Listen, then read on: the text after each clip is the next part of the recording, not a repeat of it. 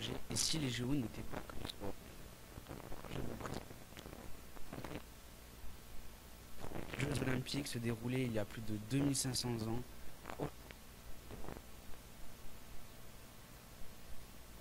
Ici la lutte en longueur, le lancer de disque.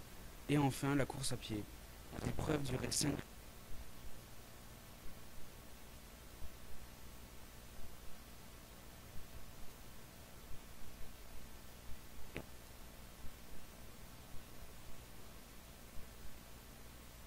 car le jeu n'était pas en 1987.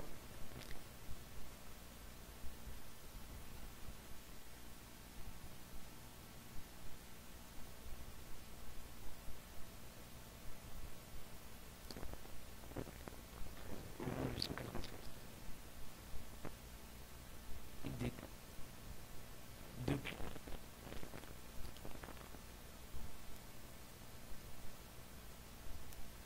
puis il y a eu des nouveautés comme les premiers Jeux Olympiques modernes.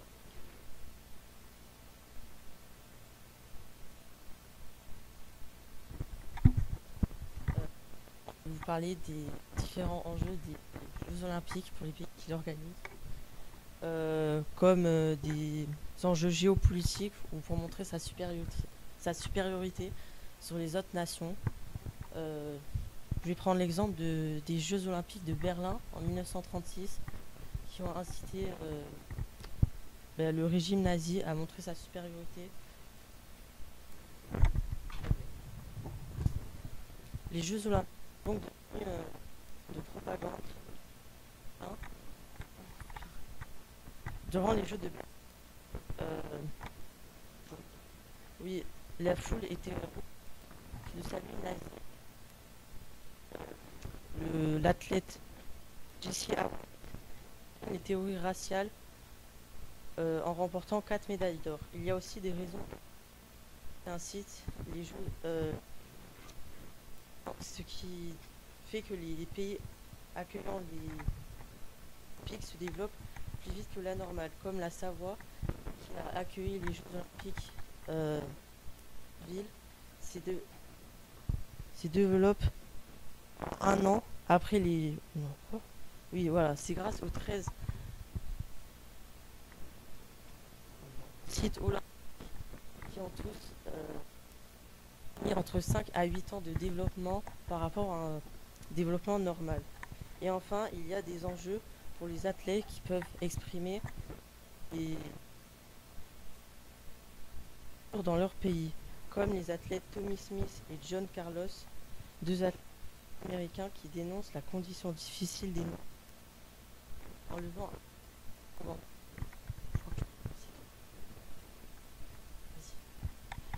je vais maintenant approfondir le sujet de montrer sa supériorité grâce aux Jeux Olympiques.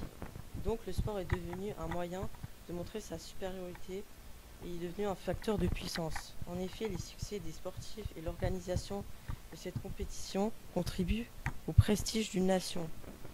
Prenons l'exemple de la guerre. Pendant cette période, les Jeux Olympiques et la supériorité de leur système politique, communiste ou remporter le plus grand nombre de médailles et montrer sa supériorité. Les deux Allemagnes, la RDA et la RFA, se livraient le même combat qui a incité la RFA à utiliser les États-Unis côte des fous en raison de la guerre. Et les États-Unis essayent d'empêcher l'URSS de triompher sur la scène internationale. 4 ans après l'URSS qui décide de boycotter les Jeux de Los Angeles,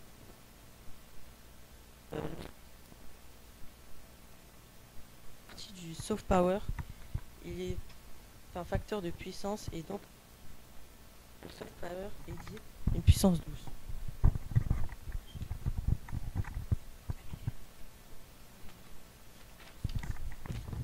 Maintenant, je vais vous présenter ce que les nations ont fait.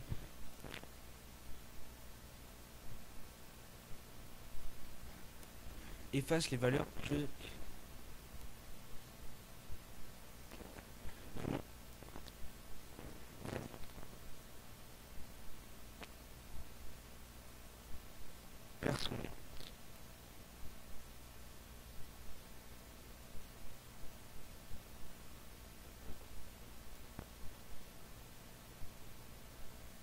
Cependant, il y a quelques fois où les enjeux de supériorité a été positifs et avait permis à une nation de revoir la lumière et de la scène internationale, comme la France qui a subi une troisième défaite consécutive pour l'organisation des Jeux de 2012.